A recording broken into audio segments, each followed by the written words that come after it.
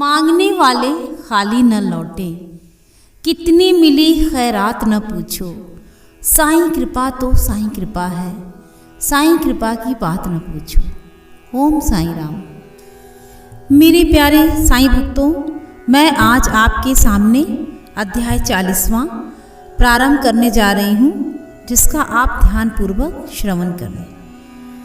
अध्याय 40वां श्री साईं बाबा की कथाएं।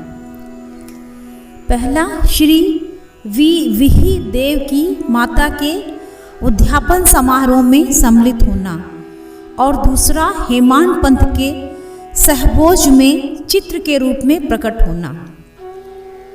इस अध्याय में दो कथाओं का वर्णन है। पहला, बाबा किस प्रकार श्रीमान देव की माँ के यहाँ उद्यापन में सम्मिलित हुए, और बाबा किस प्रकार होली के त्यौहार के भोजन समारोह के अवसर पर बांद्रा में हेमांत पंथ के गृह पधारे। प्रस्तावना। श्री साईं समर्थ धन्य हैं, जिनका नाम बड़ा सुंदर है। वे सांसारिक और आध्यात्मिक दोनों ही विषयों में अपने को भक्तों को उपदेश देते हैं और भक्तों को अपना जीवन ध्येय प्राप्त करने में सहायता प्रदान कर उन्हें अपनी शक्ति प्रदान करते हैं।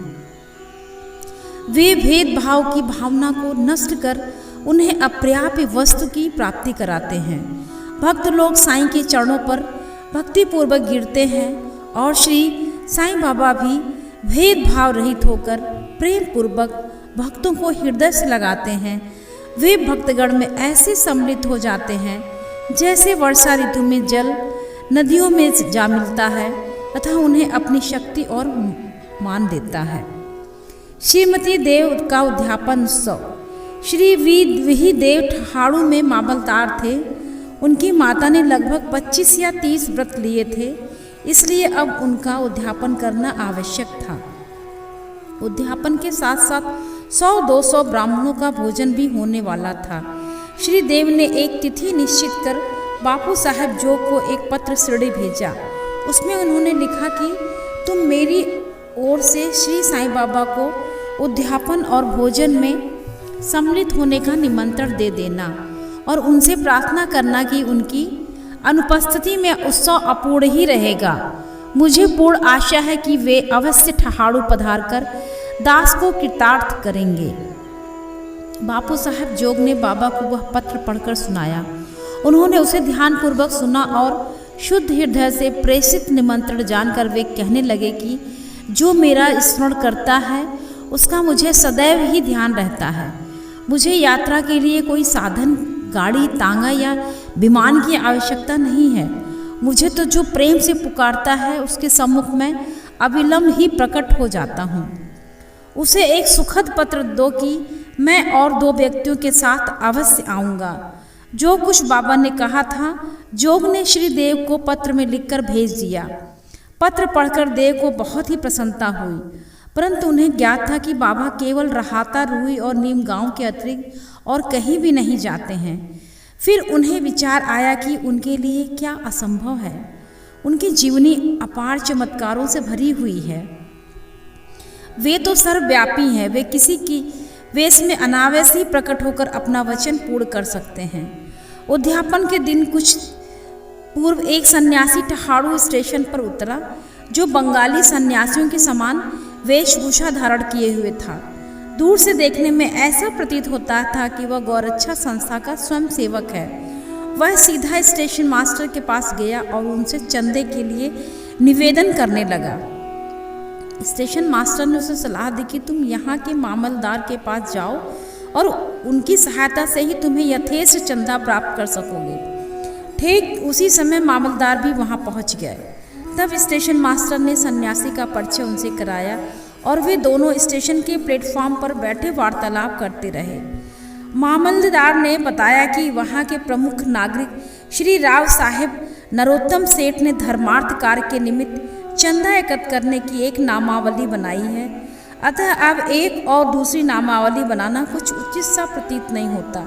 इसलिए श्रेष्ठकर तो यही है कि आप 2-4 माह के पश्चात पुनः यहाँ दर्शन दें। यह सुनकर सन्यासी वहाँ से चला गया और 1 माह पश्चात श्री देव के घर के सामने तांगे से उतरा। तब उसे देखकर देव ने मन ही मन सोचा कि वह चंदा मांगने ही आया है। उसने श्री देव को कार्य व्यस्त देखकर उनसे कहा, श्रीमान, मैं चंदे के निमित्त नहीं वरन भोजन के लिए आया हूँ। देव ने कहा, बहुत आनंद की बात है, आपका सहर्ष स्वागत है। सन्यासी, मेरे साथ 2 बालक और हैं। देव, तो कृपया उन्हें भी साथ ले आइए। भोजन में अभी 2 घंटे का विलंब था, इसलिए देव ने पूछा कि यदि आज्ञा हो तो मैं किसी को बुलाने को भेज दूं। सन्यासी, आप चिंता न करें, मैं निश्चित समय पर उपस्थित हो जाऊंगा। देव ने उनसे दोपहर में पधारने की प्रार्थना की। ठीक 12 बजे दोपहर को तीनों वहां पहुंचे और भोजन में सम्मिलित होकर भोजन करके वहां से चले गए। उत्सव समाप्त होने पर देव ने बापू साहब जोग को पत्र में उलाहना देते हुए बाबा पर वचन भंग करने का आरोप लगाया।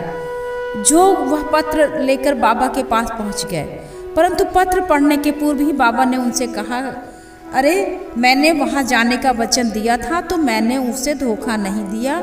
उसे सूचित करो कि मैं अन्य 2 व्यक्तियों के साथ भोजन में उपस्थित था, परंतु जब वह मुझे पहचान ही न सका तब निमंत्रण देने का कष्ट ही क्यों उठाया था। उसे लिख दो कि उसने सोचा होगा कि वह 2 सन्यासी चंदा मांगने आए हैं, परंतु क्या मैंने उसका संदेह दूर नहीं किया था कि मैं 2 अन्य व्यक्तियों के साथ मैं भोजन के लिए आऊँगा, और क्या वे त्रिमूर्तियाँ ठीक समय पर भोजन में सम्मिलित नहीं हुई। देखो, मैं अपना वचन पूर्ण करने के लिए अपना सर्वस्व निछावर कर दूंगा। मेरे शब्द कभी असत्य व न निकलेंगे। इस उत्तर से जोग के हृदय में बहुत प्रसन्नता हुई और उन्होंने पूर्ण उत्तर लिखकर देव को भेज दिया। जब देव ने उत्तर पढ़ा तो उनकी आंखों से अश्रु धाराएं प्रवाहित होने लगी।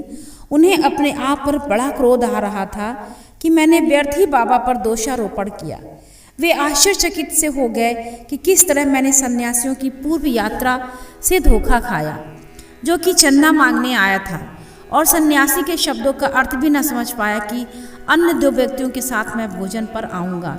इस कथा से विदित है कि जब भक्त अनन्य भाव से सतगुरु की शरण में आता है तभी उसे अनुभव होने लगता है कि उसके सब धार्मिक कृत्य उत्तम प्रकार से चलते हैं और निर्विघ्न समाप्त होने लगते हैं। हेमाड पंथ का होली उत्सव पर सहभोज। अब हम एक दूसरी कथा लें जिसमें बताया जाता है कि बाबा ने किस प्रकार चित्र के रूप में प्रकट होकर अपने भक्तों की इच्छा पूर्ण की।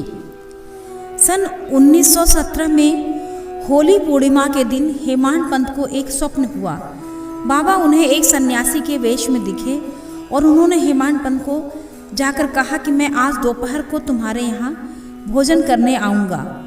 जागृत करना भी स्वप्न का एक भाग ही था, परंतु जब उनकी निद्रा सचमुच में भंग हुई तो उन्हें न तो बाबा और न ही कोई अन्य सन्यासी ही दिखाई दिया। वे अपनी स्मृति दौड़ाने लगे और अब उन्हें सन्यासी के प्रत्येक शब्द की स्मृति हो आई। यद्यपि वे बाबा के सानिध्य का लाभ गत 7 वर्षों से उठा रहे थे तथा उन्हीं का निरंतर ध्यान किया करते थे, परंतु यह कभी भी आशा न की थी कि बाबा भी कभी उनके घर पधार कर भोजन कर उन्हें कृतार्थ करेंगे।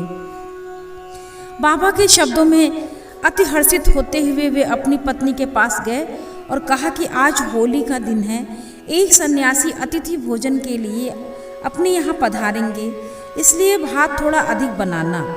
उनकी पत्नी ने अतिथि के संबंध में पूछताछ की। प्रत्युत्तर में हेमाड पंथ ने बाबा गुप्त न रखकर स्वप्न का वृतांत सत्य सत्य बतला दिया। तब वे संदेह पूर्वक पूछने लगी कि क्या कभी भी संभव है कि वे शिरडी के उत्तम भोजन त्याग कर इतनी दूर बांद्रा में अपना रूखा सूखा भोजन करने को पधारेंगे। हेमाड पंथ ने विश्वास दिलाया कि उनके लिए क्या असंभव है, हो सकता है वह स्वयं न आए और अन्य स्वरूप धार कर यहाँ पधारे। इसका अर्थ थोड़ा अधिक भात बनाने में हानि ही क्या है। इसके उपरांत भोजन की तैयारियां प्रारंभ हो गईं।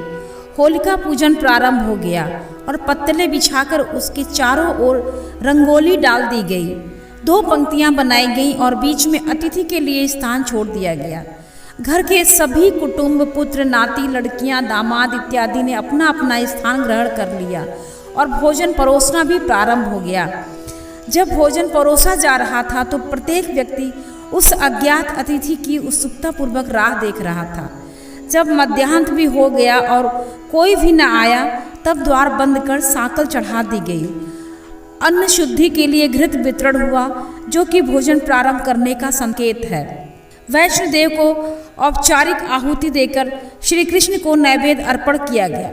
फिर सभी लोग जैसे ही भोजन प्रारंभ करने वाले थे कि इतने में सीढ़ी पर किसी के चढ़ने की आहट स्पष्ट आने लगी। हेमाड पंत ने शीघ्र उठकर साकल खोली तो 2 व्यक्तियों अली मुहम्मद और मौलाना इज़्मु मुजावर को द्वार पर खड़े हुए पाया।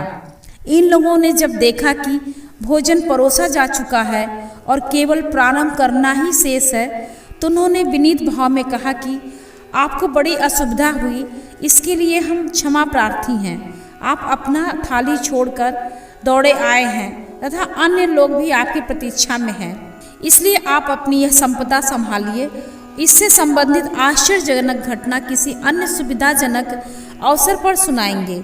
ऐसा कहकर उन्होंने पुराने समाचार पत्रों में लिपटा हुआ एक पैकेट निकालकर उसे खोलकर मेज पर रख दिया। कागज के आवरण को ज्यों ही हेमाड पंत ने हटाया तो उन्हें बाबा का एक बड़ा सुंदर चित्र देखकर महान आश्चर्य हुआ। बाबा का चित्र देखकर वे द्रवित हो गए। उनके नेत्रों से आंसुओं की धारा प्रवाहित होने लगी और उनके समूचे शरीर में रोमांच हो आया। उनका मस्तक बाबा के श्री चरणों पर झुक गया। वे सोचने लगे कि बाबा ने इस लीला के रूप में ही मुझे आशीर्वाद दिया है। कौतूहलवश उन्होंने अली मुहम्मद से प्रश्न किया कि बाबा का यह मनोहर चित्र आपको कहाँ से प्राप्त हुआ। उन्होंने बताया कि मैं इसे एक दुकान से खरीदा था। इसका पूर्ण विवरण मैं किसी अन्य समय के लिए शेष रखता हूँ। कृपया आप भोजन कीजिए, क्योंकि सभी आपकी प्रतीक्षा कर रहे हैं। हेमाड पंत ने उन्हें धन्यवाद देकर नमस्कार किया और भोजन गृह में आकर अतिथि के स्थान पर चित्र को मध्य में रखा तथा विधि पूर्वक नैवेद्य अर्पण किया। सब लोगों ने ठीक समय पर भोजन प्रारंभ कर लिया। चित्र में बाबा का सुंदर मनोहर रूप देखकर प्रत्येक व्यक्ति को प्रसन्नता हुई और इस घटना पर आश्चर्यजनक भी हुआ कि यह सब कैसे घटित हुआ। इस प्रकार बाबा ने हेमाड पंत को स्वप्न में दिए हुए अपने वचनों को पूर्ण किया। इस चित्र की कथा का पूर्ण विवरण अर्थात अली मुहम्मद को चित्र कैसे प्राप्त हुआ और किस कारण से उन्होंने उसे लाकर हेमाड पंत को भेंट किया, इसका वर्णन अगले अध्याय में किया जाएगा। अध्याय समाप्ति। ओम साईं राम।